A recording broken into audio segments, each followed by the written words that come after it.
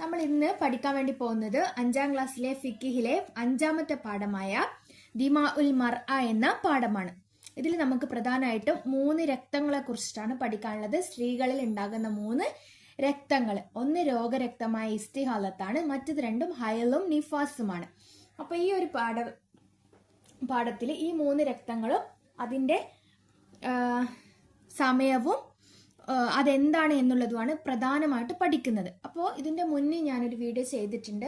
4 പാഠങ്ങളും 5ാം ഫിഖിഹിലെ 4 പാഠങ്ങളും ഞാൻ മുന്നേ വീഡിയോ ആക്കി ചെയ്തിട്ടുണ്ട്. അപ്പോൾ നമുക്ക് ഈ പാഠം നോക്കാം.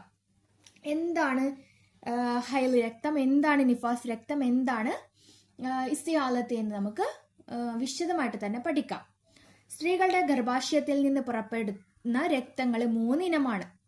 സ്ത്രീകളുടെ ഗർഭാശയത്തിൽ നിന്ന് പുറപ്പെടുന്ന രക്തങ്ങൾ എത്ര തരമാണ്? 3 തരം. അതിൽ ഒന്നാമത്തേത് നമുക്കിപ്പം പഠിക്കുന്നത് ഹൈല്. ഹൈലിനെ ആർത്തവ രക്തം എന്നാണ് പറയുന്നത്. എന്താണ് ഹൈല്? ഗർഭാശയത്തിന്റെ അങ്ങേ അറ്റത്ത് നിന്ന് ചില പ്രത്യേക സമയങ്ങളിൽ പുറപ്പെടുന്ന രക്തമാണ് ഹൈല് രക്തം. ഹൈൽ ഉണ്ടാകാൻ ഏറ്റവും കുറഞ്ഞ പ്രായം 9 ചാന്ദ്ര വർഷമാണ്.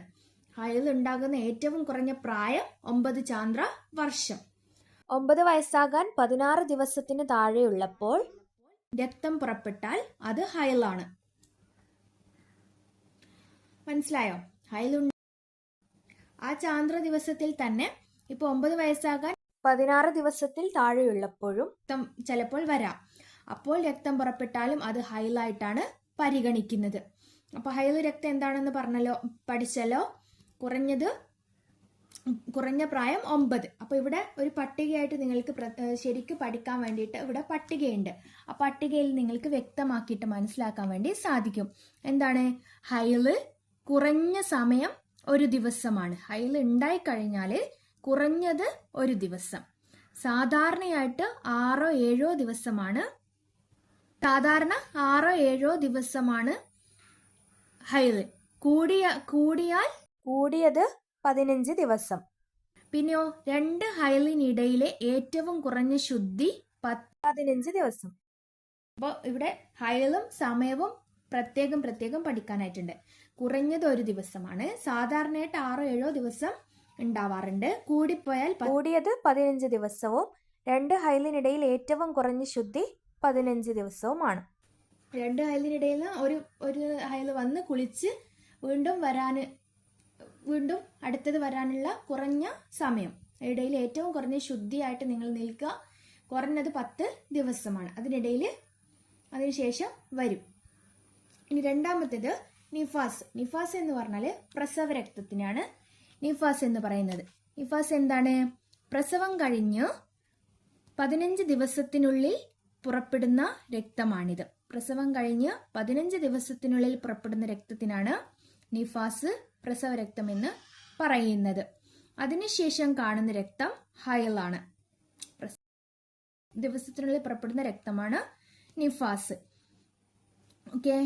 നിഫാസ് കുറഞ്ഞത് അല്പ സമയമാണ്. സാധാരണയായിട്ട് നിഫാസ് കാണുക 40 നിഫസം, കൂടിപ്പോയാൽ 60. ഇനി നമുക്ക് ഹൈല്, നിഫാസ് എന്നിവ കൊണ്ട് ഹറാമായ കാര്യങ്ങൾ എന്താണെന്ന് നോക്കാം. ഹൈലും നിഫാസും ഉള്ളപ്പോൾ നമ്മൾ ചെയ്യാൻ പാടില്ലാത്ത കാര്യങ്ങൾ. ഒന്നാമത്തേത് നിസ്കാരം, 2 നോമ്പ്, 3 സുജൂദ്, 4 തവാഫ്, 5 ഖുർആൻ ഓതൽ, 6 ഖുർആൻ എഴുതപ്പെട്ടത് തൊടലും ചുമക്കലും, 7 പള്ളിയിൽ താമസിക്കൽ. ഇതൊന്നും നമ്മൾ ഹൈല്, നിഫാസ് എന്നിവ ഉള്ളപ്പോൾ ചെയ്യാൻ പാടില്ലാത്തതാണ്. പിന്നെ സംയോഗം ചെയ്യൽ, മുട്ടുപൊക്കലിനിടയിൽ ഇണങ്ങിച്ചേരൽ, തൊലാക്ക് ചെല്ലൽ. ഈ ഒരു കാര്യങ്ങൾ ഹൈല്, നിഫാസ് എന്നിവ കൊണ്ട് ഹറാമായ കാര്യങ്ങളാണ്. പിന്നെ ഇവിടെ താഴെയായിട്ട് പ്രത്യേക ശ്രദ്ധയ്ക്ക് എന്ന് പറഞ്ഞിട്ട് കൊടുത്തിട്ടുണ്ട്.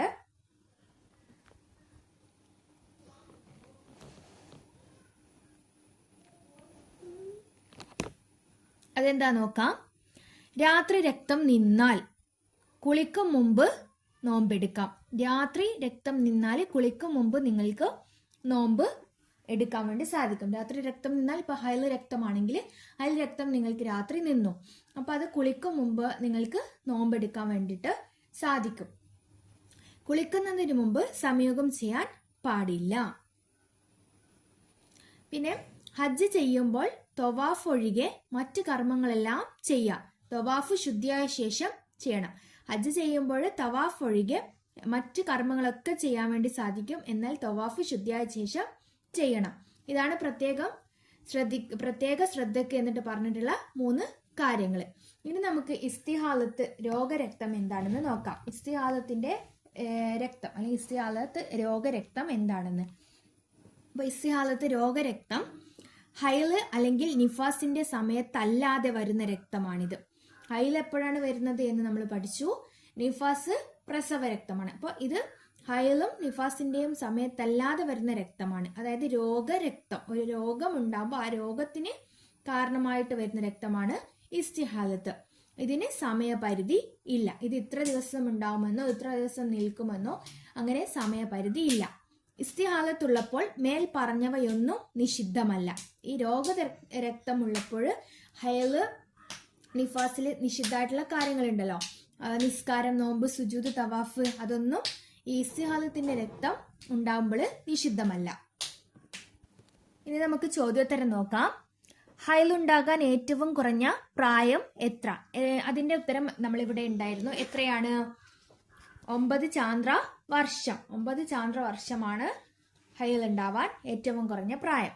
നിഫാസിന്റെ സാധാരണ കാലം എത്ര ദിവസം? നിഫാസിന്റെ സാധാരണ കാലം എത്ര ദിവസമായിരുന്നു? 40 ദിവസം. ഇസ്തിഹാലത്ത് കാരണം നിസ്കാരം ഒഴിവാക്കുമോ?